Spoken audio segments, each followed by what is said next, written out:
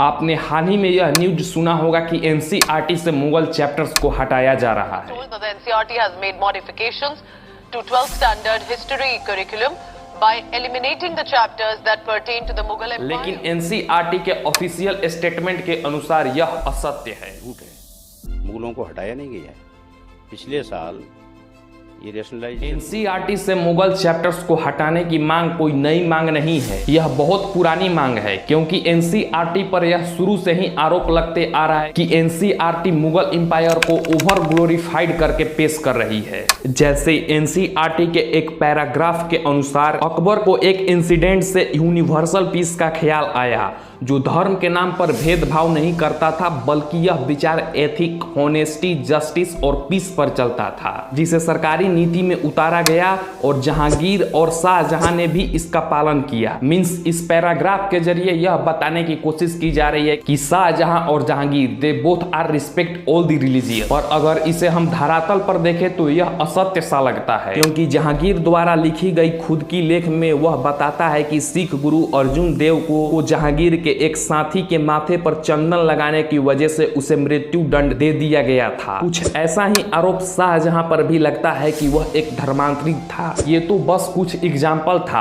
आपको ऐसे चैप्टर्स मिल जाएंगे जिसमें मुगल इतिहास को ओवर ग्लोरीफाइड करके दिखाया गया है। पर क्या इसका मतलब यह तो नहीं कि हम उन चैप्टर्स को ही हटा देना चाहिए? क्या परिवर्तन का स्वरूप मुगलों का इतिहास मिटाने से होगा या सच्चा इतिहास बताने से? पर वह सच्चा इतिहास है क्या? ये दो देशों का टेक्स्ट बुक देखिए। यह इंग्लैंड का हिस्ट्री बुक है जिसमें ब्रिटिश कॉलोनियल हिस्ट्री है, और यह पाकिस्तान का है। पर अगर आप इंडिया के हिस्ट्री टेक्स्ट बुक देखें तो I think India is a first country जो अपने पड़ोसी और इन्वेडर्स का इतिहास सालों से पढ़ता आ रहा है। बट प्रॉब्लम क्या है इसे पढ़ने में? प्रॉब्लम है यह इतिहास हमें केवल हारा हुआ और गुलाम की तरह दिखाता है। पर इसका मतलब ये तो नहीं कि आप इतिहास बदल दो। वेट, कौन कह रहा है कि हम इतिहास बदल रहे हैं? हमारा इतिहास केवल हार और गुलामी का नहीं, बल्कि जय, पराक्रम और योद्धाओं का इतिहास है। और यह बात भी सत्य है कि हमें सालों से हमारे इतिहास को छोड़कर ब्रिटिश और इन्वेडर्स का इतिहास पढ़ाया जा रहा है। जैसे 305 बीसी में चंद्रगुप्त मौर्य ने ग्रीक इन्वेडर्स सेलुकस को बुरी तरह से युद्ध में हराया था, पर यह शायद ही कोई जानता हो, और ये ना ही तो एनसीईआरटी में मेंशन है।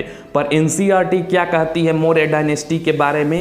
एनसीईआरटी के एक पैराग्राफ में यह लिखा है कि ग्रीक सोर्सेस के अनुसार मौर्य डायनेस्टी के पास 60,000 पैदल सैनिक, 30,000 घुड़सवार और 9,000 हाथी थे।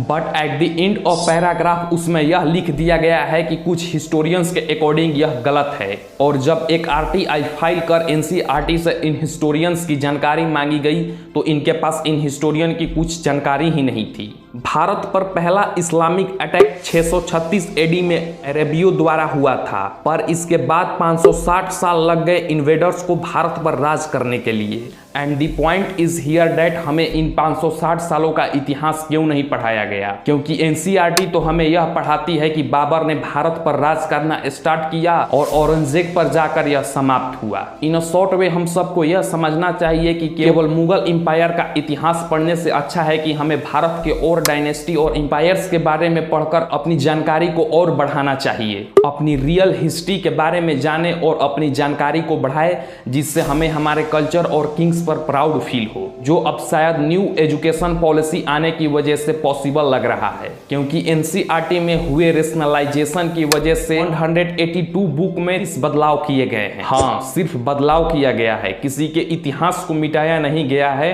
बल्कि उसे रिप्लेस कर भारत के कुछ और ग्लोरीफाइड हिस्ट्री को उसमें ऐड किया गया है। क्योंकि भारत के राजाओं का इतिहास किसी एक व्यक्ति, धर्म और जाति का नहीं, बल्कि भारत में रहने वाले हर व्यक्ति का है। अगर वीडियो पसंद आई हो तो वीडियो को लाइक कर प्लीज चैनल को सब्सक्राइब कर लीजिए।